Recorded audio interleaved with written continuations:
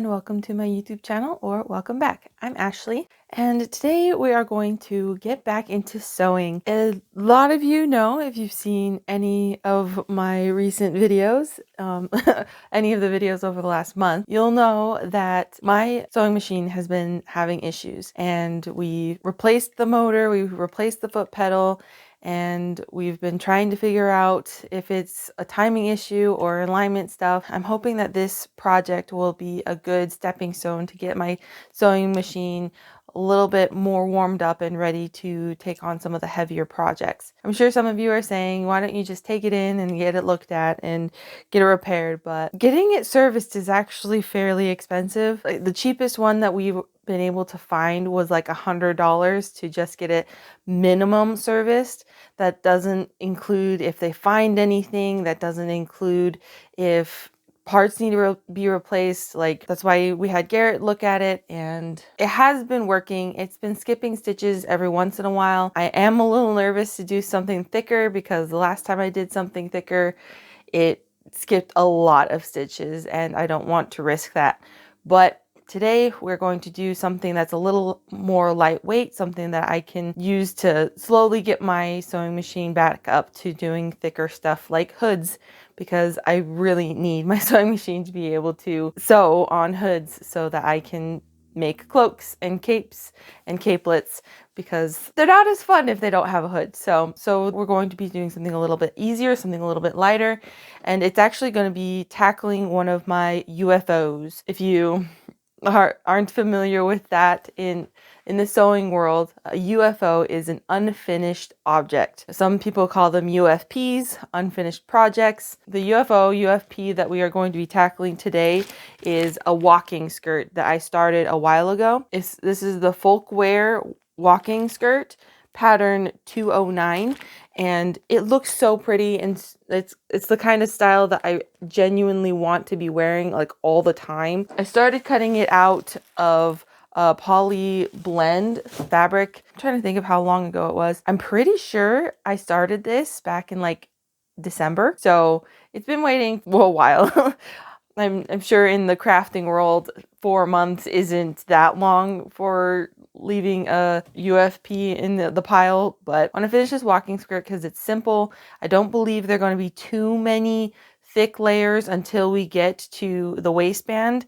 That's the part that I'm most worried about in this walking skirt, but up until then, it's going to be sewing through 2, maybe 4 layers of fabric at a time. I know that my sewing machine can do that, and I'm going to be using a poly cotton blend. I think I've only cut out the outer layer of it. I still need to cut out the lining for it, and that's where I stopped. I want to give this a shot. So we're going to move into the living room where I have a big flat table that I can work with. Right now, my largest flat surface in here is currently occupied by fabric because I kind of overspent last year on fabric, so I'm trying to burn through that before I go shopping anymore. For this skirt, if I don't have enough material for the lining in black, then I will probably hop into the polyester and see if there's any fabric that I feel will go good with this. And then we'll go from there. Let's head over to the living room and see what we're working with.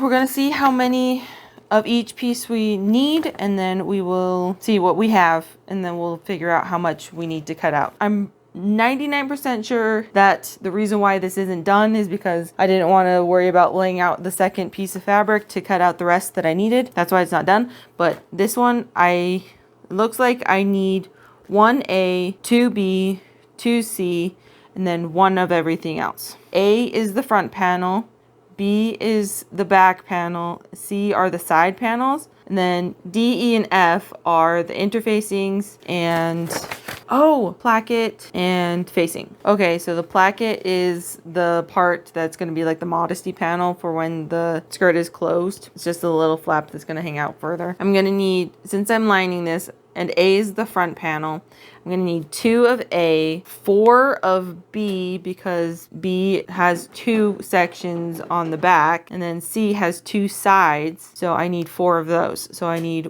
2A, 4B, 4C, 1D, 1E, and one F because they're all either a facing or they line themselves. So this looks like it's a long thin piece of fabric. So I'm pretty sure this was the waistband of the old skirt. So I think I'm going to turn it into the waistband and the smaller pieces for this skirt. So this is E. So this is the placket. So we'll slide that underneath there because I have the fan on because it's getting hot. This is the facing. This is D. This is F. I don't know if I'm going to really use this too much. Would probably be smart to use it, but it's just a giant rectangle and all I really need to do is worry about the length. And so I just need to find center and then make sure I fold it in half. I don't think I'm going to use this too much, but I guess we'll see. All that stuff can go over there because I don't quite need it.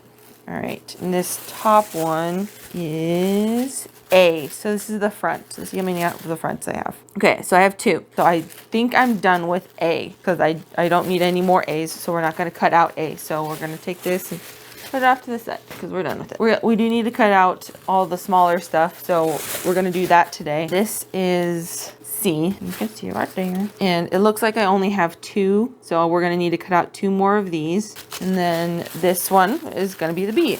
I'm assuming I only have two because I only have two of everything else. I'm pretty sure the reason why this skirt isn't done is because I was planning on using the fabric that I used in my mending video. If you haven't seen that, go back and watch that. But I used that fabric to make the straps on the wrap skirt. So we're going to pull that fabric out and hope that there's going to be enough because I need to make two more of these, which I'm a little nervous about. But so if I don't have enough of the other black fabric to make the linings for these sections, we'll go to my fabric stash and see if there's anything else that will work, anything else that has a similar texture to this. Looks like we need two of these and then we'll cut out those from that fabric. I want to keep this fabric as the outside so it's consistent, and then we can pull other fabric for the inside, which you won't see too much, or I'm hoping you won't see too much. So we're going to do that and probably turn off this fan.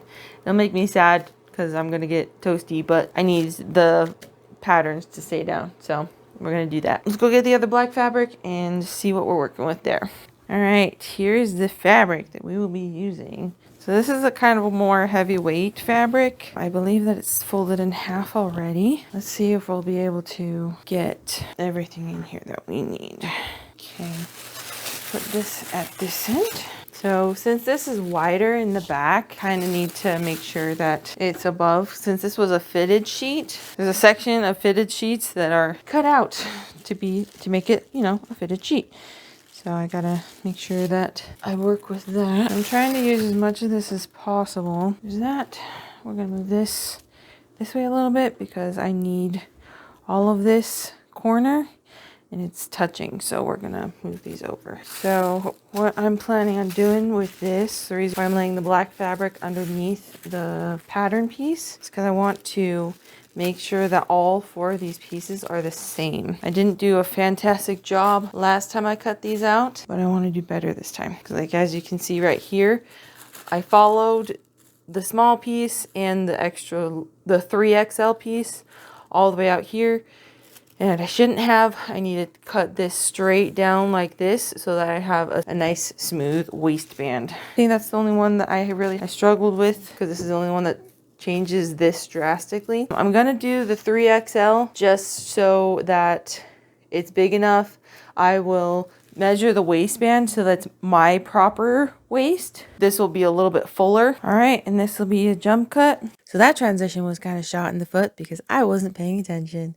I didn't realize that everything that I just shot and everything you just saw was shot in a times 0.5 camera angle, so it was a wider view, and the next clip was shot in ×1, so it was really close up. You couldn't really see anything.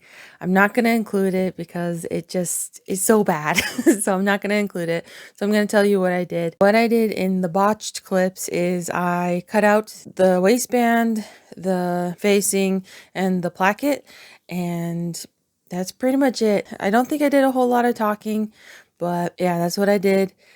And we'll go into this next clip where you can see how bad it is, but I feel like this is a little bit more manageable of a clip. So we're gonna go into right before we put everything together. Sorry about the editor's note. I'm still learning, okay? Give me a break.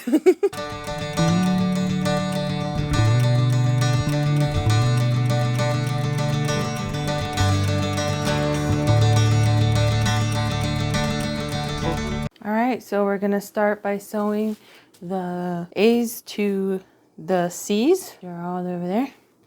So here we go. Yes, it's a different angle. Yes, everything got moved. Whatever. This is the way I wanted to shoot the last one, but I didn't realize it until I just checked it. This is the lining and this is the outside. And then this is obviously the back. So we're going to combine it into the back. I'm going to actually show you what this looks like. So there it is all put together. This is the front, 2 side panels, and then we're going to go put the back ones on. So let's do that. All the panels are sewn together. Now I am going to probably sew on the placket to the outside one, and then, or maybe I can just read the instructions on this one. I think I'm actually gonna read the instructions on this part, because I'm not 100% sure how this works.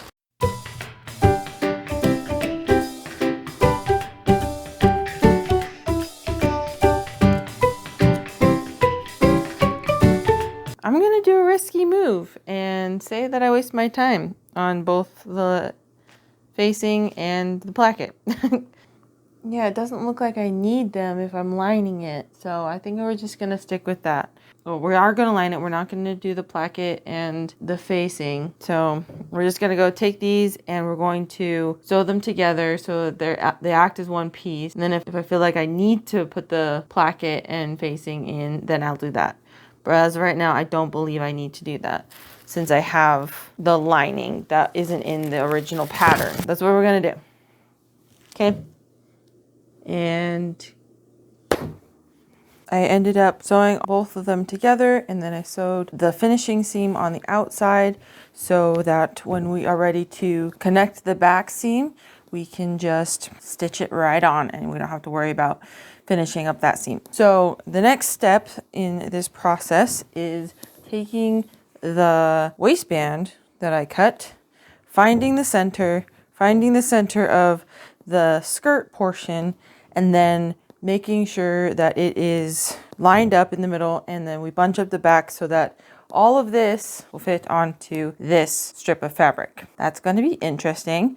I need to decide how I'm going to do it. This is a 1800s walking skirt, so I want to keep most of it to be in the back because that's when lobster tails were a thing, or bustles. I need to decide if I want to pleat it or if I want to gather it. I don't really like gathering. Gathering is a pain in the butt. I'd rather pleat it. So I'm thinking I want to pleat it just because pleating usually looks nicer and it might be easier to hide the center seam if I pleat it. Yeah, I think I'm going to pleat it and then I will do the back seam. So we'll pleat it first and then we'll do the back seam. But I think I'm going to pleat it so that it looks like continuous pleats. Or should I do 2 pleats going into the middle? I think I'm going to do pleats going opposite directions into each other so that these pleats go this way and then these pleats will go this way so that when they get to the middle, they kind of make a box pleat in the middle, which won't technically be a box pleat because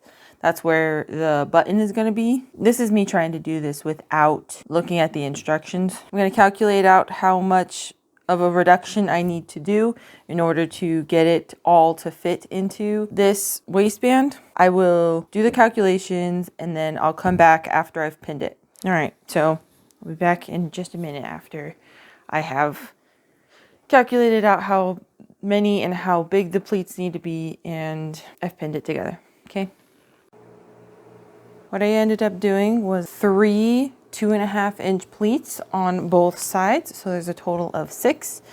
There's 1, 2, 3 here, and then 1, 2, 3 here. I feel like I did pretty good on the length. I do need a little bit of extra here on the end so that I can fold it in when I am doing the full waistband. So what I'm going to do is I'm going to stitch this, and then I'm going to take this band and basically flip it over, and then I'll sew it along this side. I did the waistband right side to right side, so right side to outside of the skirt, so that when I fold it in to the inside, I'm going to try to make it so that it's folded on the same line, but if I do mess up a little bit, it'll be on the inside, and the outside seam will be the nicer seam. So that's the goal with that, but there you go. It's all pinned together. Okay, so we're going to do the last 2 seams in this skirt. So we're going to do this seam, and we're going to sew on the waistband and get that looking all nice and done. And then once we have the waistband sewed on, we will actually sew this back seam all the way up, and I will reinforce it where these 2 modesty panels overlap, and so it'll just be like that. And then this will be reinforced here so that I will have an anchor for when I put it on and take it off. So yeah, I think we're going to do that. So the next thing, I think we might do some glam shots of this, and then we'll go into the reveal after that. I have no idea how I'm going to do the reveal, but we will see. Let's go do the finishing touches on this.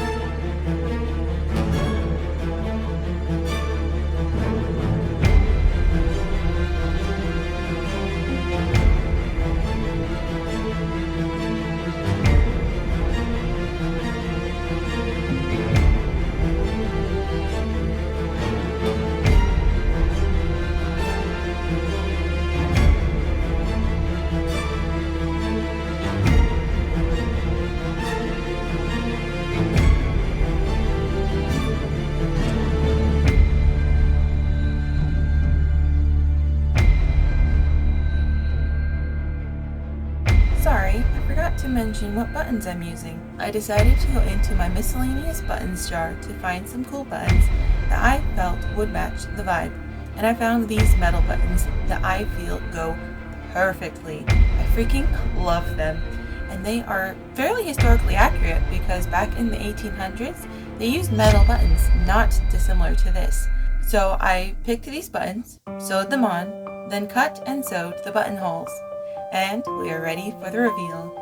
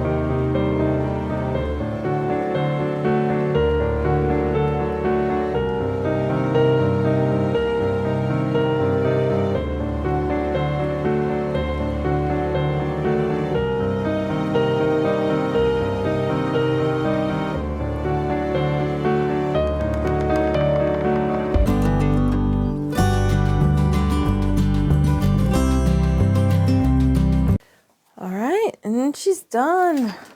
I'm so happy. I'm sure some of you guys are wondering why I decided to do this skirt and why this is even in my wardrobe. The 1800s style is actually one that I really admire and I absolutely love. So there are two styles that I personally really enjoy. Renaissance styles, which I have built my business around. I am really big into that. I love dressing up in like medieval Renaissance clothing. And then I really like the Edwardian stuff when I want to feel fancy. That's why this has been on my plate for a while and why I'm so happy that it's done. So let's go over some of the likes and some of the changes about this skirt. The things that I really like about this skirt. Where do I even start? This skirt is amazing. I am so happy that I made it. Ever since I started watching Bernadette Banner like 3 or 4 years ago, I have loved that style. The 1800s is such a beautiful and elegant and classy style that just makes you feel amazing when you wear it. When you get the right tailoring, it's just amazing. I have wanted a skirt like this for a really long time, and I am so glad that I have been able to make it. This will probably be one of my most worn and favorite skirts going forward. It's going to take a lot to not wear it every day.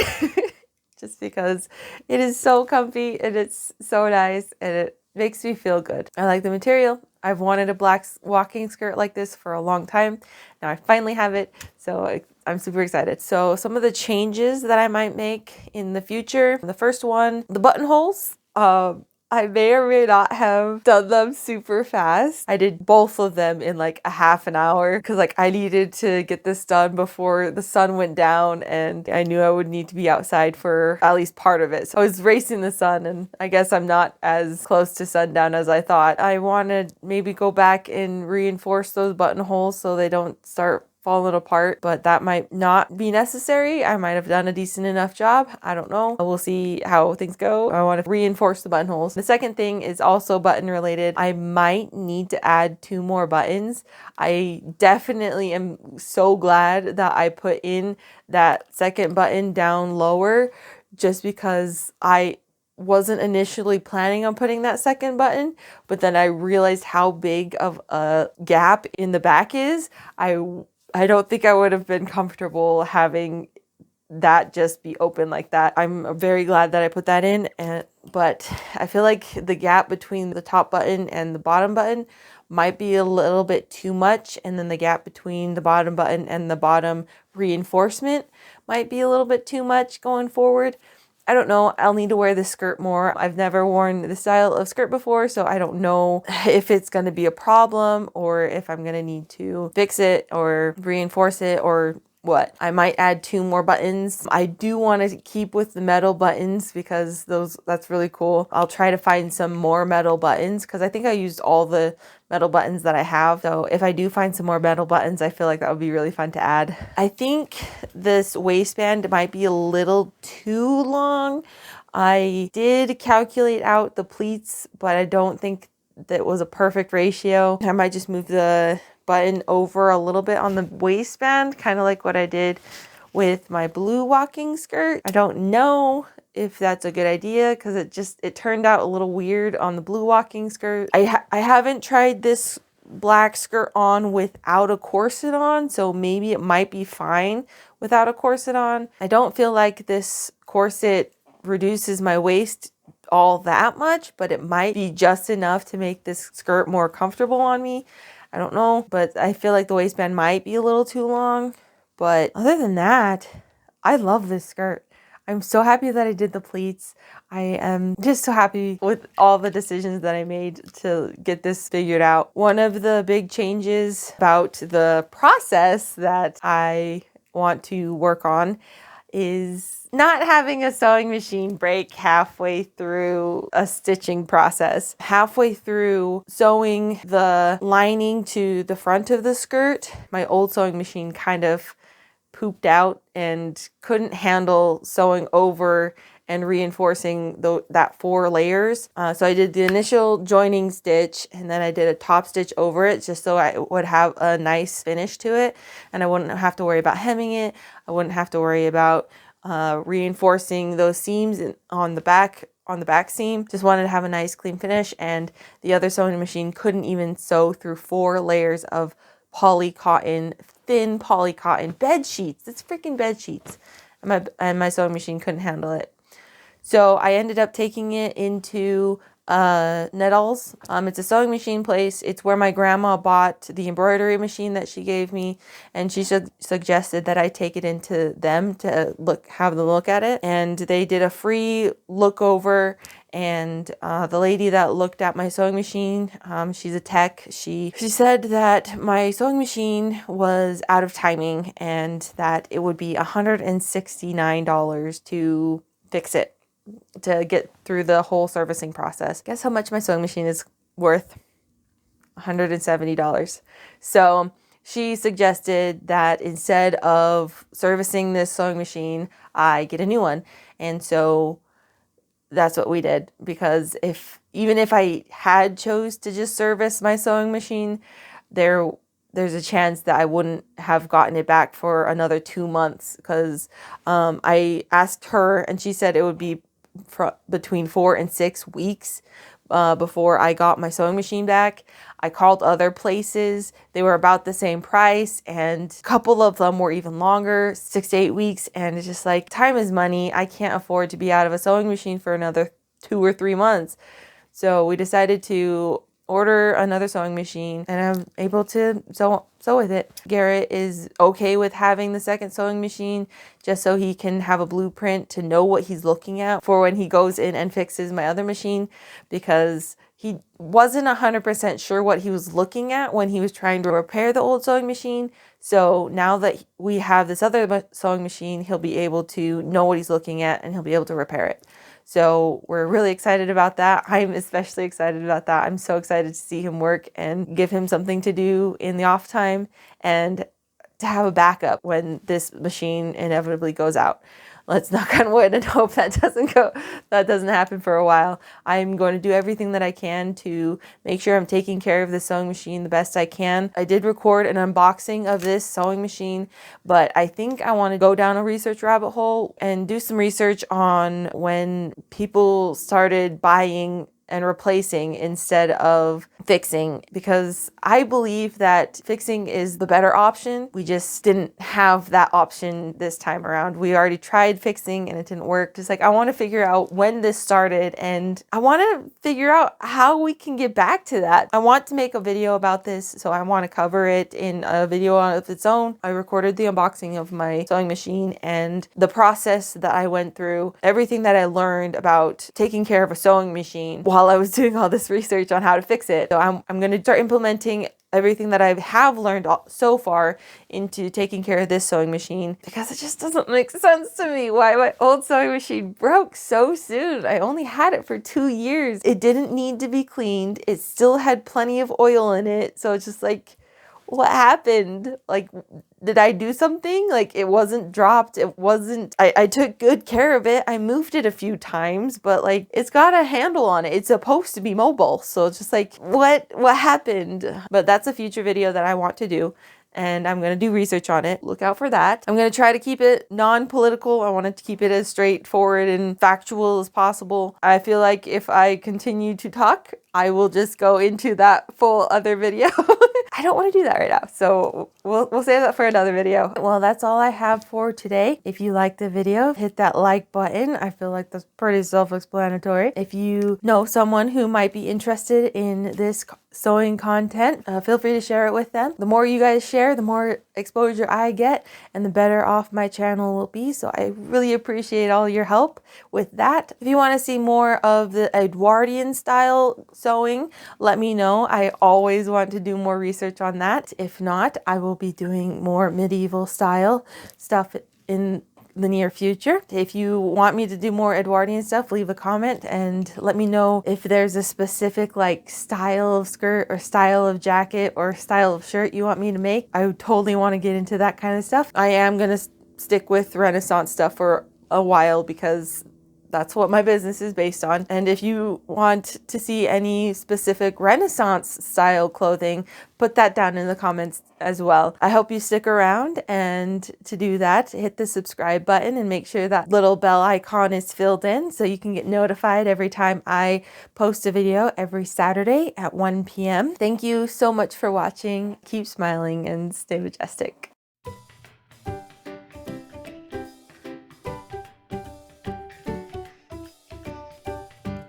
But I like saying UFO because it makes it sound a little more mysterious, I guess. Reminds me of aliens, and I like aliens, so whatever. But for now, let's head on to the living room and see what we got going. Well, see what we're. All right, let's double check to make sure that the camera's rolling. And it is. Okay, we're gonna redo that because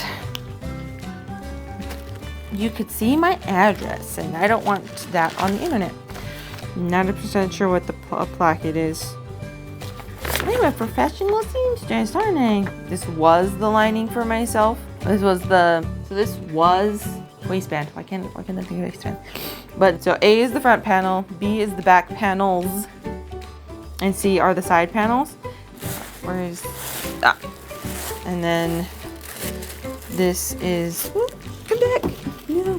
So I can, now there's still threads from when it was the old skirt. Dang, it's funny. Oh, I missed it. I'll go pick that up later. Right, I'm repeating myself. But